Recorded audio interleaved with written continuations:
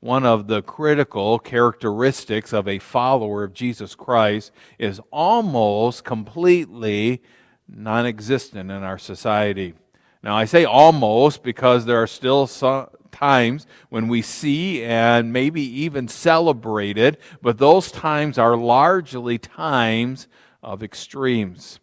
The prevailing wisdom is completely in the opposite direction, and is an example of our ability to take something wrong and mainstream it and then turn it into a goal of life. I'm talking about the critical characteristic of selflessness.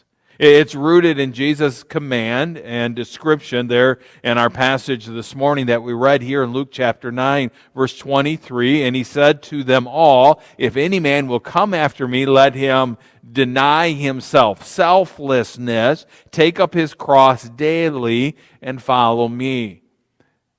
For whosoever will save his life shall lose it, and whosoever will lose his life for my sake, the same shall save it. For what is a man advantage if he gain the whole world and lose himself or be cast away?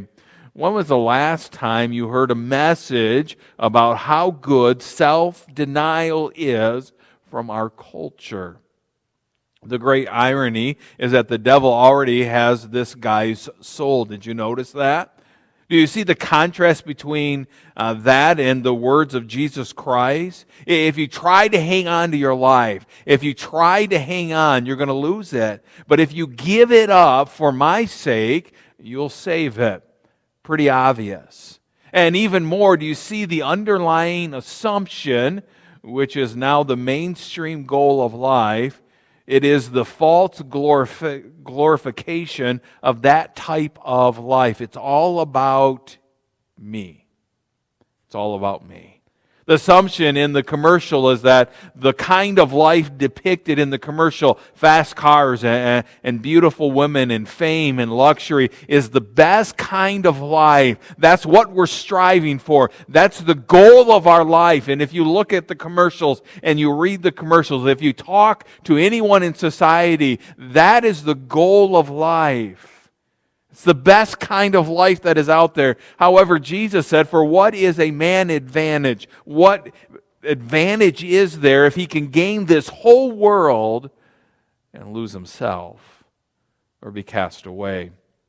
We see the cost and the result of selflessness, radical, selfless obedience, which is costly, but which bears incredible fruit. As Christians, I believe we need a strong resurgence of radically countercultural selflessness. We need to live by Jesus' question, for what is a man advantage if he gain the whole world and lose himself or be cast away? We need to recognize that in pursuit of all the things our world screams will make us happy and give us the good life, we will actually lose and destroy ourselves if we pursue it. We need to learn from these three mothers we saw in the Word of God, and probably many of the things we saw in our own mothers, that selflessness is a far better way to go because it leads to a far more meaningful and significant life.